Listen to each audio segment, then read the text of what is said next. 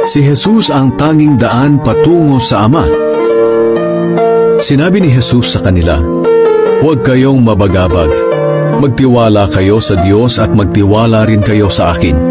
Sa tahanan ng aking Ama ay maraming silid. Pupunta ako roon para ipaghanda kayo ng lugar. Hindi ko ito sasabihin kung hindi ito totoo.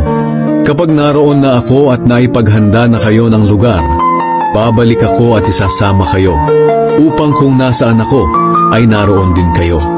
At alam nyo na ang daan papunta sa pupuntahan ko." Sinabi ni Tomas sa kanya, "Panginoon, hindi po namin alam kung saan kayo pupunta. Paano po namin malalaman ang daan?" Sumagot si Jesus, "Ako ang daan, ang katotohanan, at ang buhay. Walang makakarating sa Ama kung hindi sa pamamagitan ko. Kung kilalan nyo ako, kilalan nyo na rin ang aking Ama. At ngayon nga ay nakilala at nakita nyo na siya." Sinabi ni Felipe sa kanya, "Panginoon, ipakita niyo po sa amin ang Ama, at sapat na iyon sa amin." Sumagot si Jesus, "Felipe, ang tagal na nating magkasama. Hindi mo pa rin ba ako kilala? Ang nakakita sa akin ay nakakita na rin sa Ama. Paano mo nasabing ipakita ko sa inyo ang Ama? Hindi ka ba naniniwala na ako ay nasa Ama at ang Ama ay nasa akin?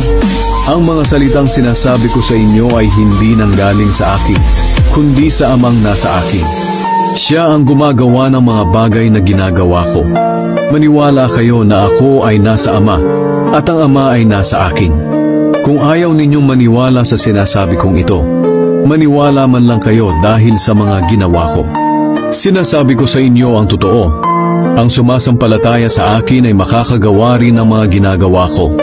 At higit pa rito ang magagawa niya dahil pupunta na ako sa Ama. At anuman ang hilingin nyo sa aking pangalan ay gagawin ko upang maparangalan ng Ama sa pamamagitan ko na kanyang anak. Oo, gagawin ko ang anumang hilingin ninyo sa aking pangalan.